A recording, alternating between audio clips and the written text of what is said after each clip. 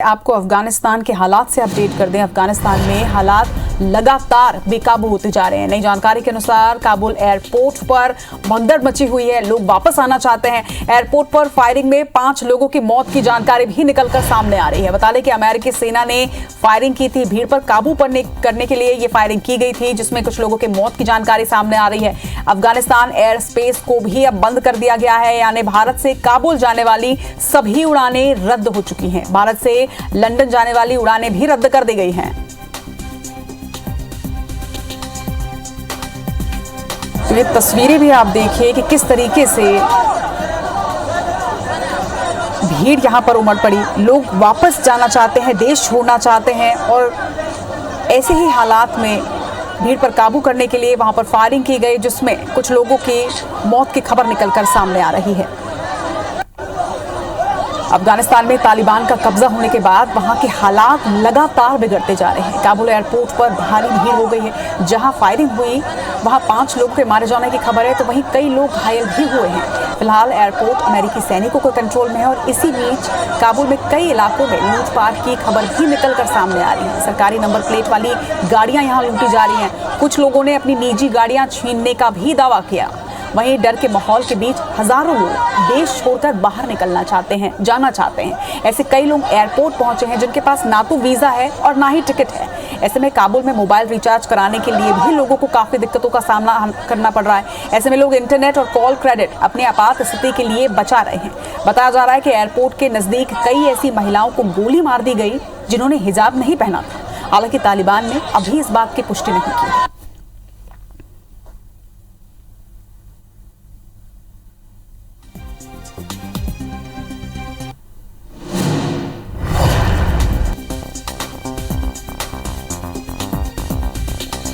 तो अफगानिस्तान पर कब्जे के बाद तालिबान ये मैसेज देने की जरूर कोशिश कर रहा है कि वो अफगानियों की जानमाल की हिफाजत करेगा, लेकिन एयरपोर्ट से जिस तरह की खबर सामने आई कि कुछ महिलाओं को इसलिए गोली मारी गई जिन्होंने हिजाब नहीं पहना था, ये एक बड़ी खबर निकलकर सामने आ रही है। फिलहाल की जो ताज़ा अपडेट है उसके अनुसार कुछ लोगों की यहाँ पर मौत हुई है। एयरपोर्ट में जिस तरीके से भारी भीड़ पहुंची, क्योंकि लोग अब देश छोड़ना चाहते हैं, लोग सुरक्षित बाहर निकलना चाहते हैं। ऐसे वक्त पर वहां पर भीड़ जरूरत से ज्यादा हो गई, और उसके बाद यहाँ पर भीड़ को काबू करने के लिए एक स्थिति निर्मित हुई जिसमें फायरिंग की गई, और इस फायरिंग में 5 लोगों की मौत हुई है।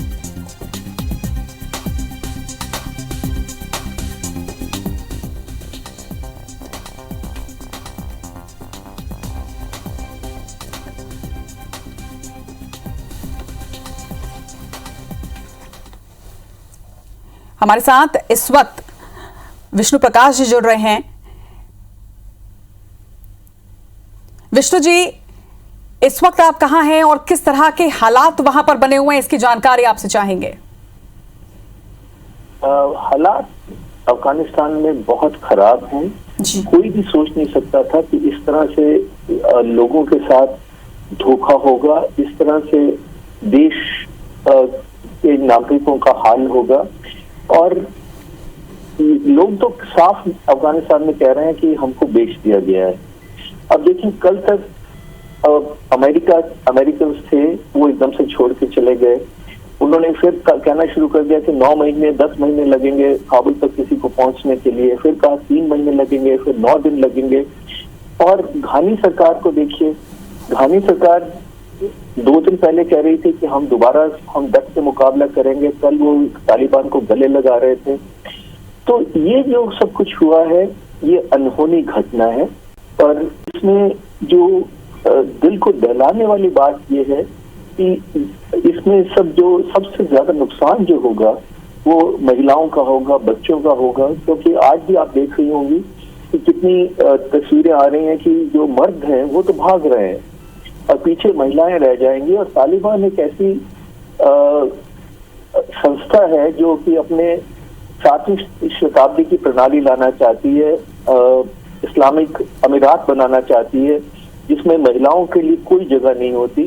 तो ये बहुत ही दुख का विषय है कि दुनिया में कमिटी ऑफ नेशंस ने एक तरह से हाथ खड़े कर दिए हैं और लोगों को तालिबान के हवाले छोड़ दिया। निश्चित तौर पर ये जो तस्वीरें आज सामने आई हैं ये काफ़ी ज़्यादा परेशान करने वाली तस्वीरें हैं, क्योंकि जिस तरीके से फायरिंग की घटना भी वहाँ पर हुई है, कुछ लोगों के मारे जाने की भी खबर है। लेकिन इस पूरे तस्वीर के बाद जो अमेरिका का स्टैंड है उसे आप किस तरीके से देखते हैं? देखिए, कई देश। हेलो जी, मेरी आवाज आ रही है आप तक विष्णु जी? जी, मेरी आवाज नहीं आ रही है आपको? जी जी आ रही है, बोलिए।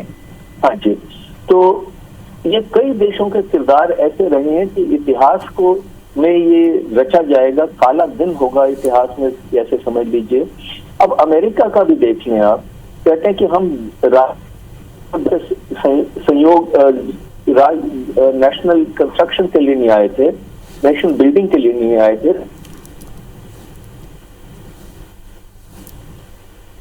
2003 में तो ये तालिबान भाग खड़ा हुआ था, मनोबल पाकिस्तान का बहुत कम था, तो आप क्यों नहीं छोड़ के गए? आप 2021 तक रहे हैं, तो आपने क्या किया? और एकदम से आप हाथ धो के और चलते गए। और राष्ट्रपति बाइडेन तो बड़ा साफ कह रहे हैं कि साहब मैं प्रजातंत्र चाहता हूँ, दूसरे देशों को कहते हैं कि मानव अधिकार की पालना करनी चाहिए, महिलाओं का आदर करना चाहिए। तो क्या ये दूसरे देशों के लिए है, अमेरिका के लिए नहीं है? दूसरा, अमेरिका जैसा देश तालिबान को अपील करे कि साहब हम अपने लोगों को निकालना चाहते हैं, आप कुछ कार्रवाई मत कीजिए, तो ये तो बिल्कुल पासा एक तरह से पलट गया। और जो पाकिस्तान की बात है, मैं इससे मुझे याद आता है कि मुल्ला अब्दुल सलाम जायस जो थे वो तालिबान के निर्माता भी थे और इसी जमाने में पाकिस्तान में तालिबान के राजदूत भी थे। तो उन्होंने अपनी आत्मकथा में लिखा है कि पाकिस्तान इतना धूर्त देश है कि बैलों से भी दूध निकाल सकता है। तो ये इससे ज्यादा कोई साफ कह नहीं सकता, क्योंकि पाकिस्तान ने दो तरफा खेल खेला है। अमेरिका से पैसे लिए, तालिबान को शरण दी, तालिबान के लोगों को भी अमेरिका के हवाले किया। तो ये जो खेल हैं ये बड़े भयंकर खेल हैं, और जो आज पाकिस्तान अगर खुश हो रहा है तो उसका खुश होने की कोई गुंजाइश है नहीं, क्योंकि ये एक कांटों का ताज है जो अपने सिर पे लिया है और इनको बहुत भारी पड़ेगा, ऐसे मेरी मान्यता है। निश्चित तौर पर विष्णु जी, इस वक्त जिस तरह के हालात बन रहे हैं, जिस तरह की तस्वीरें सामने आ रही है, ये साफ तौर पर देखा जा सकता है कि लोग अब वहां से निकलना चाहते हैं और यही हर देश के सामने भी एक बड़ी चुनौती होगी, क्योंकि इस वक्त जिस तरह से एयर स्पेस को बंद कर दिया गया है, हर देश अपने नागरिकों को वहां से सुरक्षित अपने देश में लौटाना चाहेगा, लेकिन ये किसी बड़ी चुनौती से कम भी नहीं है। बिल्कुल चुनौती से कम नहीं है, और इसलिए मैंने जैसे शुरू में कहा कि एक बहुत बड़ा अडंबर रचा गया है, एक बहुत मजाक हुआ है सबके साथ और अंतर्राष्ट्रीय समुदाय के साथ भी। सब ये बताया गया था कि तालिबान इतने दिन दूर है, इतने किलोमीटर दूर है, और जबकि हकीकत ये थी कि तालिबान तो बड़ी तेजी से बढ़ रहा था। अगर रातों रात तालिबान 90 किलोमीटर का सफर तय करके और काबुल में पहुंच गया तो कैसे पहुंचा? क्या आपके सुरक्षा बल कर रहे थे? आप कह रहे हैं कि अमेरिका कह रहे हैं कि हम अपने लड़ाकू जहाज भेज रहे थे, क्या हुआ? तो इसके जवाब बहुत देने पड़ेंगे, पर हकीकत जैसे आप कह रही हैं वो ये है कि काबुल में ये लोग इन्होंने एयरपोर्ट को टेक ओवर कर लिया है। और ये देखिए, अभी जो ये मीठी मीठी बातें कर रहे हैं ये कुछ नहीं है, आडंबर है, दिखावा है। इनका सही रूप बिल्कुल जल्दी सामने आ जाएगा और लोग तब समझेंगे कि उन्होंने क्या एक दुर्भाग्यपूर्ण चीज पैदा कर दी है दोबारा से। 20 साल का जो फायदा था वो सब खत्म हो गया। निश्चित तौर पर विष्णु जी, चलिए आप हमारे साथ बने रहिएगा। इस वक्त हमारे साथ आर भारत के कार्यकारी संपादक अभिषेक कपूर जी भी जुड़ रहे हैं। अभिषेक जी नमस्कार। मौजूदा हालात में भारत ने जो वहां पर करोड़ों का इन्वेस्टमेंट किया है उसका क्या होगा, ये एक बड़ा सवाल है। तो सवाल लगातार कई उठ रहे हैं, जिस तरह की तस्वीरें अफगानिस्तान से सामने आ रही हैं, लगातार हम आपको उस पर अपडेट भी दे रहे हैं। कई सवाल खड़े हो गए, एक बड़ी चुनौती यहां पर है। ये तस्वीरें आप देखिए,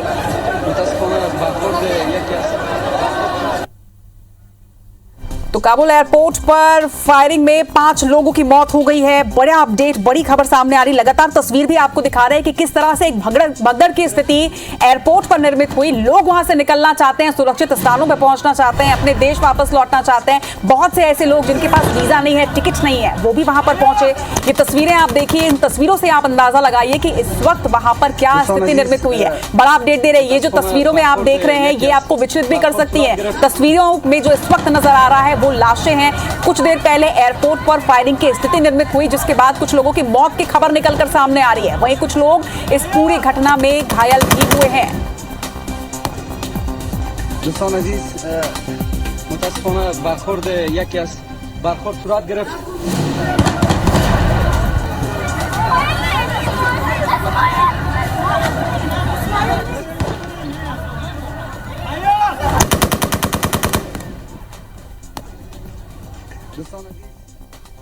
जी चलिए, हमारे साथ आर भारत के कार्यकारी संपादक अभिषेक कपूर जुड़ रहे हैं। अभिषेक जी, क्या भारत अपना राजनयिक संबंध बरकरार रखेगा? देखिए, बिल्कुल अभी इस बारे में चर्चा चल रही है। कैबिनेट सेक्रेटरी जो है भारत के, वो एक आज मीटिंग करने वाले हैं दिल्ली में कि आगे की रूपरेखा किस तरह की रहेगी। दर्शकों को एक बात समझनी होगी कि आज की तारीख में, इस समय जब हम आपसे बात कर रहे हैं, तब भी अफगानिस्तान में जो सरकार है वो वही सरकार है जो अशरफ गनी की थी। सिर्फ अशरफ गनी चले गए हैं, काबुल पे कब्जा कर लिया है तालिबान ने, पर तालिबान की सरकार को किसी देश ने अभी तक स्वीकार नहीं किया है। तो ऐसी अवस्था में हमारे जो राजनयिक संबंध है वो काबुल से बरकरार हैं और उनको इस सरकार से विच्छेद करके नई सरकार जब कोई स्वीकार कर लेगा या भारत स्वीकार कर लेगा तभी बनेंगे। तो ये ऐसी परिस्थिति है। पर अभी जो सारा ध्यान केंद्रित है वो इस बात पर है कि भारत के करीब 1000 जैसे नागरिक और उसमें भी करीब 150 जैसे जो राजनयिक हैं उनकी सुरक्षा वहां रखी जाए और धीरे धीरे करके उनको वापस लाया जाए। क्योंकि सिविलियन एयर स्पेस पूरा अफगानिस्तान का बंद हो गया है। सिर्फ सेना के विमान जा सकते हैं, वायुसेना के विमान जा सकते हैं, मिलिट्री एयरक्राफ्ट जा सकते हैं। तो अब उस तरह की व्यवस्था की जा रही है कि शॉर्ट नोटिस पे जल्द से जल्द भारत के जितने भी नागरिक और राजनयिक काबुल में अफगानिस्तान के कुछ और हिस्सों में हैं, उनको सेफ्टी से भारत ले आया जाए।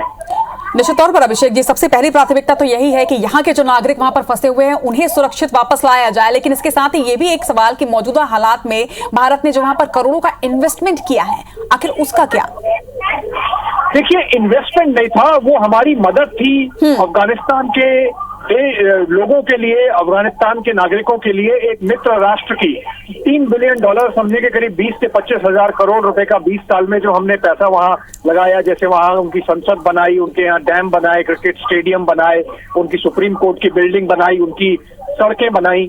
तो ये निवेश नहीं था, ये हमारी गिफ्ट थी, हमारी मदद थी अफगानिस्तान के लोगों के लिए। तो अब वो तालिबान को निर्णय करना होगा, उनको वैसा रखना है या वो इंफ्रास्ट्रक्चर उनको खराब कर देना है। अब वो तो जो वहां पे देश चलाएगा उसके बात है। हमने तो जो देना था दे दिया, तो वो निवेश नहीं है और इस कारण उसको इस तरह से मानना कि वो निवेश खराब हो गया, वो भी उचित नहीं होगा। बिल्कुल सही कह रहे हैं आप। लेकिन जिस तरीके से नागरिकों को वहां से सुरक्षित निकालने की बात है, नागरिकों के साथ साथ दूसरे देश के नागरिक भी जो है, बहुत से लोग वहां पे फंसे हैं। ऐसे में भारत की ओर बहुत से लोगों की निगाहें, बहुत से देश की निगाहें कि भारत उन देशों की भी मदद करेगा। ऐसे में दूसरे देशों के नागरिकों को भी निकालने की कवायद क्या भारत करेगा? बिल्कुल, देखिए वहाँ परिस्थिति बहुत विषम है। अमेरिका को अगर अपने लोगों को निकालना है तो उसके लिए उन्होंने 6000 सैनिक अपने भेजे हैं। अभी हम कुछ देर पहले रिपोर्ट देख रहे थे कि जर्मनी 1000 सैनिक अपने भेजने वाला है। करीब 600 सैनिक यूनाइटेड किंगडम यानी ग्रेट ब्रिटेन के वहाँ मौजूद हैं, जो अपने अपने राजनयिकों को और जो उनके नागरिक हैं उनको निकाल रहे हैं। हमने कुछ दिनों पहले रिपोर्ट देखी थी कि न्यूयॉर्क टाइम्स ने दरखास्त करी थी भारत से कि उनके जो 2-3 पत्रकार वहां फंस गए हैं काबुल के बाहर, उनको निकालने में मदद की जाए, क्योंकि उस समय ऐसी व्यवस्था थी जो भारत आसानी से कर सकता था। तो मैं समझता हूँ ये बहुत आदान प्रदान राष्ट्रों के बीच में, मित्र राष्ट्रों के बीच में हो रहा है और भारत भी जिसकी भी हर जो भी मदद संभव होगी वो करेगा और भारत मदद ले भी रहा होगा। मैंने जैसा कहा कि अभी की परिस्थिति में सिर्फ मिलिट्री एयरक्राफ्ट काबुल और अफगानिस्तान में जा सकते हैं, तो भारत अपने भी लोगों को निकालेगा और अगर कोई और मित्र राष्ट्रों के फंसे हुए नागरिकों को निकालना है तो बिल्कुल निकालेंगे।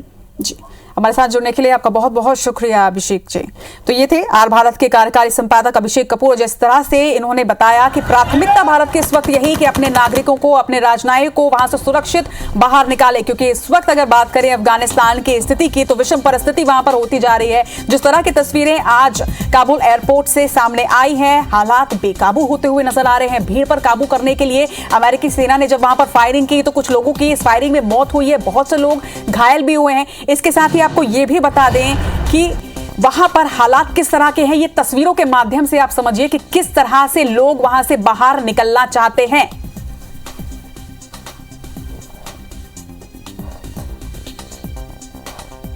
इस वक्त हमारे साथ वरिष्ठ पत्रकार मुकेश कौशिक जी जुड़ रहे हैं। मुकेश जी नमस्कार, बहुत बहुत स्वागत है आपका IBC 24 में। जिस तरह की तस्वीरें आज ये सामने आई हैं, इन परिस्थिति में अपने नागरिकों को वहां से सुरक्षित बाहर निकालना कितनी बड़ी चुनौती है भारत के लिए? देखिए, ये बहुत उचित समय है कि, और मुझे लगता है कि हम पहले से देर कर चुके हैं, क्योंकि तालिबान वहां से जाने वाला है, अमेरिकन फोर्सेस वहां आने वाला है, अमेरिकन फोर्सेस वहां से निकलने वाली हैं, और निकलते ही तालिबान काबुल पर और प्रांतीय राजधानी पर कब्जा कर लेगा।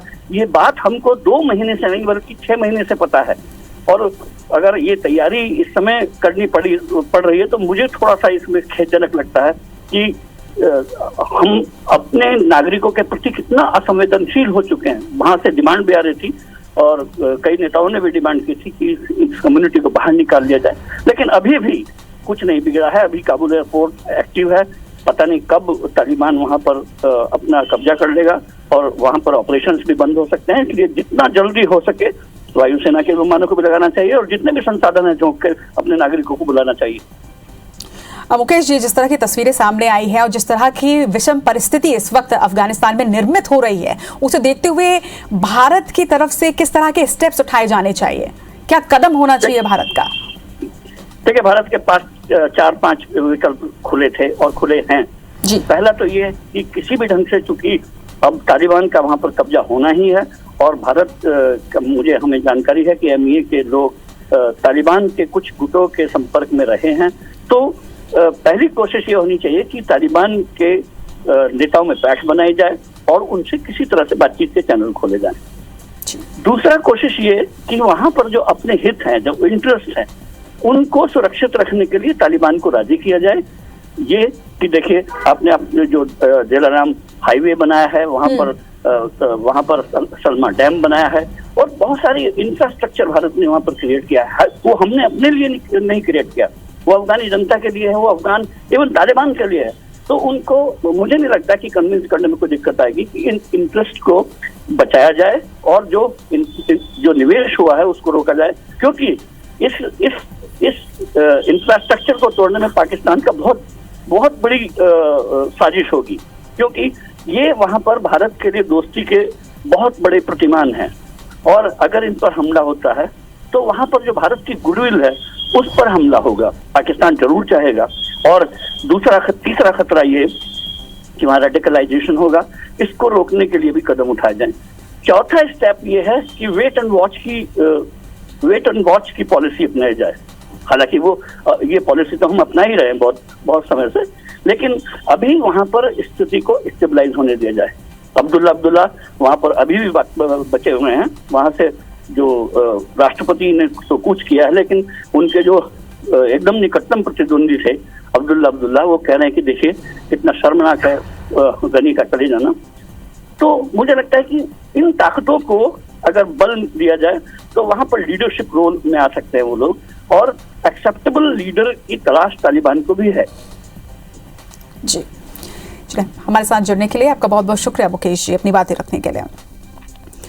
तो वरिष्ठ पत्रकार मुकेश कौशिक जी हमारे साथ जुड़े थे, उन्होंने भी हमसे चर्चा की और लगातार अपडेट इस वक्त अफगानिस्तान में किस तरह के हालात हैं, क्या स्थिति है, उस पर हम आपको दे रहे हैं।